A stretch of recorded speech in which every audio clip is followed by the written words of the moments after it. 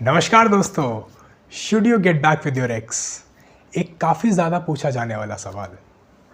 Internet पर और YouTube पर काफ़ी सारे वीडियोस हैं और आर्टिकल्स हैं जो कि सो कॉल्ड लव गुरुज और पिकअप आर्टिस्ट ने बनाए हैं, जो कि है 5 ways to get back with your ex, 5 ways to reattract your ex. आपको ये चीज़ रियलाइज़ करनी है कि ये जो वीडियोस हैं, ये जो आर्टिकल्स हैं, काफ़ी ज़्यादा नॉन वैल्यू एडिंग है और सुपरफिशियल हैं। और हो सकता है शॉर्ट टर्म में आपको ये आर्टिकल्स, ये वीडियोस काफ़ी अच्छे रिजल्ट्स दे दें,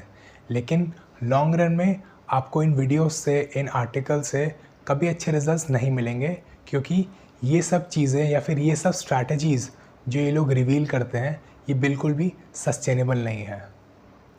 आपको एक चीज़ रियलाइज़ करनी है कि अगर आपके मन में ये थॉट बार बार आता है that should you get back with your ex, और अगर आप इस थॉट के सोर्स तक जाने की कोशिश करें, और एक तरीका है जिससे आप इसके सोर्स तक जा सकते हैं, जो कि है डीप थिंकिंग।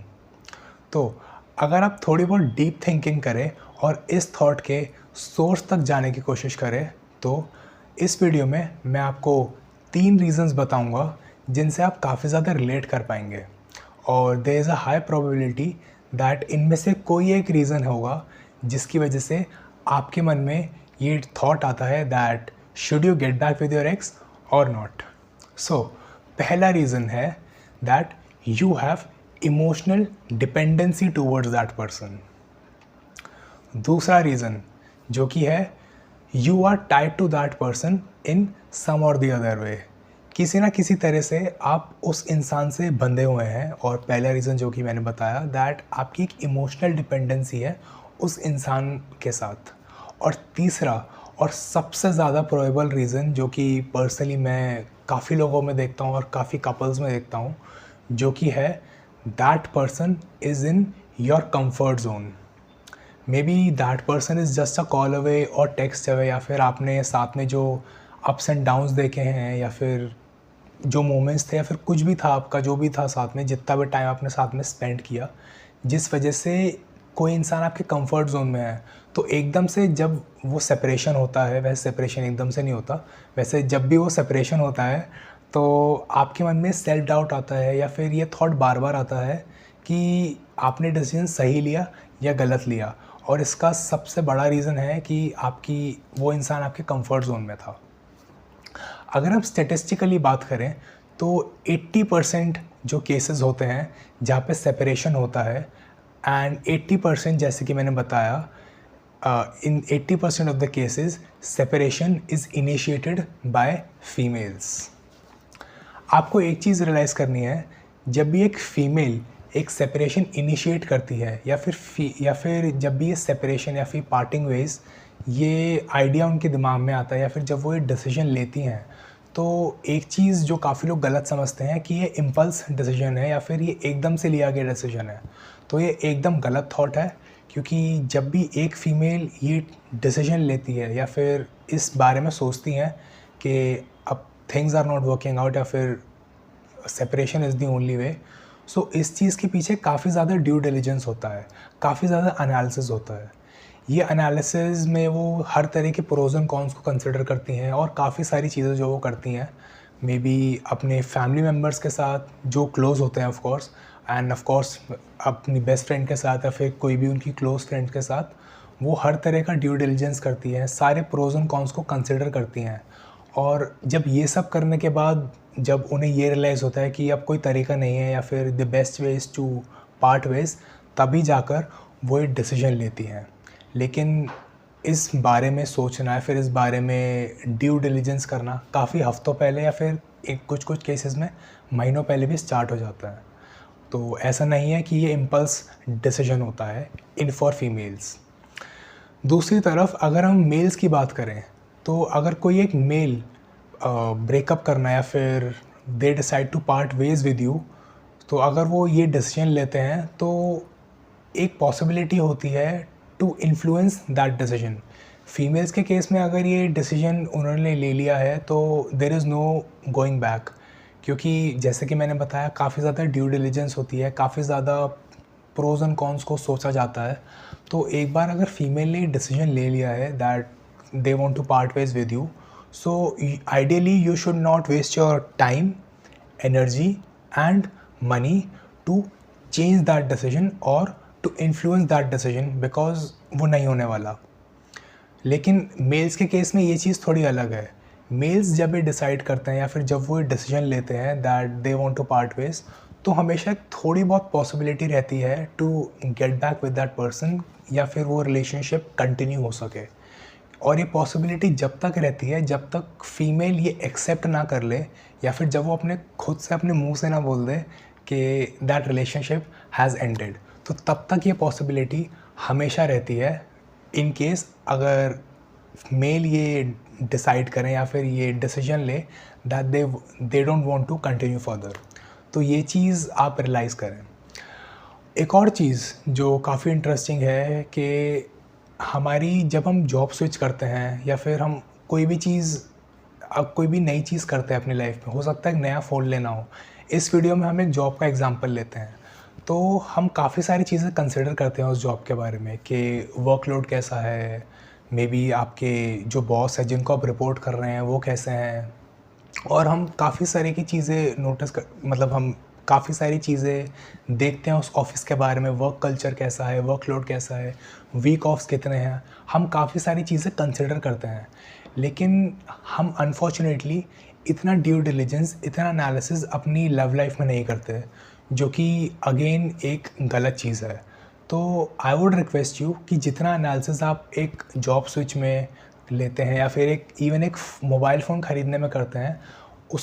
उतना एनालिसिस या फिर उसका आधा भी आप अपनी लव लाइफ में कर लें,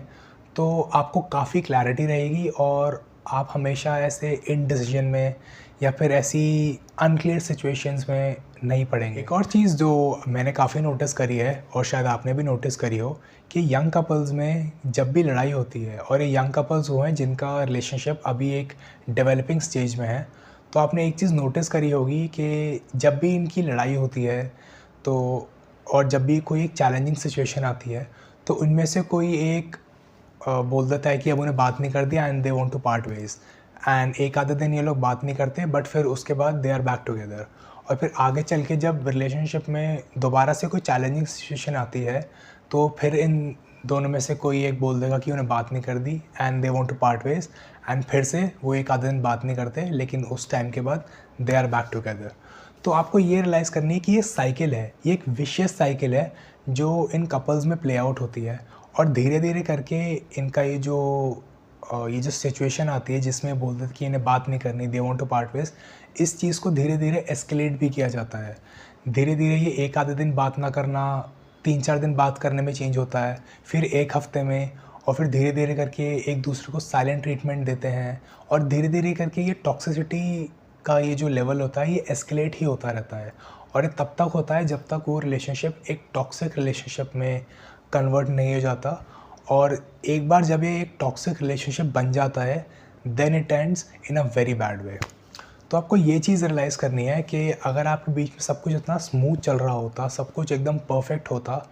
तो आपकी सिचुएशन या फिर आप ऐसी स्टेज पे आते ही नहीं जहाँ पे आपको सेपरेशन के बारे में सोचना पड़ता, या फिर मल्टीपल टाइम्स आपको सेपरेशन का ये थॉट आता है, या फिर मल्टीपल टाइम्स जैसे कि मैंने बताया यंग कपल्स में बार बार ब्रेकअप की बात करना या फिर टू पार्ट वेज, ये सब बातें बार बार करना। तो अगर इतना ही परफेक्शन होता है, फिर इतना ही अच्छा रिलेशनशिप होता, तो शायद आप इस सिचुएशन में आते ही नहीं। तो इसलिए आपको एक सेकंड थॉट ज़रूर आना चाहिए।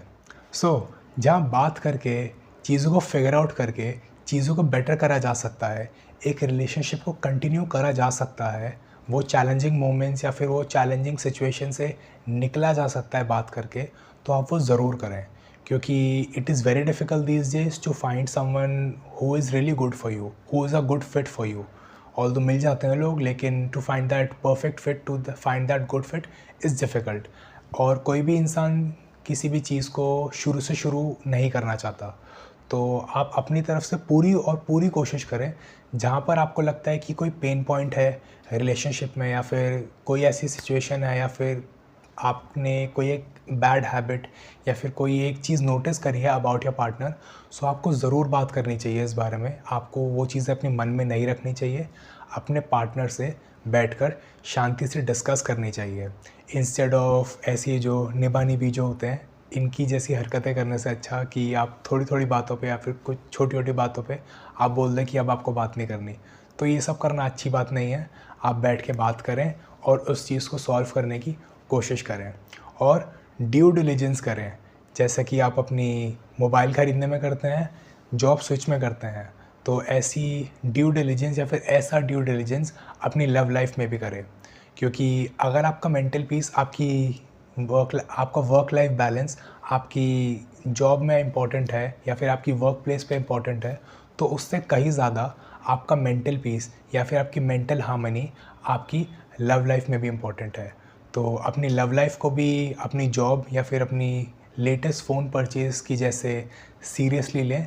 एंड यही एक तरीका है जिससे आप अपनी लव लाइफ को इम्प्रूव कर पाएंगे। ऑल्सो जैसे कि मैंने बोला कि बात करना बहुत ज़रूरी है, क्योंकि आजकल लोग बात नहीं करते। ज़्यादातर लोग अपने फ़ोन में बिज़ी रहते हैं एंड अपने पार्टनर से ज़्यादा टाइम लोग अपने फ़ोन को देते हैं। तो इस चीज़ पे आप ज़रूर वर्क करें, अपने पार्टनर को टाइम दें, चीज़ों को क्लियर करने की कोशिश करें। और अगर आप साथ मिलकर किसी भी सिचुएशन को या फिर कोई भी हार्ड या फिर कोई चैलेंज है आपकी लाइफ में, तो अगर आप साथ मिलकर उसकी तरफ वर्क करेंगे, उसकी तरफ एक अच्छा डिसीजन लेने की कोशिश करेंगे, तो आई प्रॉमिस यू कि वो जो डिसीजन होगा या फिर वो जो चीज़ें होंगी आपके फेवर में ही वर्कआउट करेंगी। क्योंकि आप एक टीम की तरह काम कर रहे हैं, आप एक इंडिविजुअल डिसीजन नहीं ले रहे या फिर आप एक इंडिविजुअली कोई चीज़ नहीं कर रहे, आप एज अ टीम काम कर रहे हैं। और कभी कभी ऐसा भी होता है कि आप दोनों ही डिसीजन नहीं ले पा रहे, सिचुएशन काफ़ी ज़्यादा टफ है और आप दोनों को ही क्लैरिटी की ज़रूरत है। तो इस सिचुएशन में आप मुझे व्हाट्सएप पे रीच आउट कर सकते हैं। आपको मुझे व्हाट्सएप करना होगा, which stands for relationships, and I will be more than happy to help you. इस वीडियो को उस कपल के साथ या फिर अपने उस दोस्त के साथ ज़रूर शेयर करें जिसे थोड़ी क्लैरिटी की ज़रूरत है और जो इस सिचुएशन में है, ताकि उनकी भी हेल्प हो सके। Also make sure to hit that subscribe button because I release a new video every Monday and Thursday, and you won't want to miss them. Thank you, and I'll see you in my next one.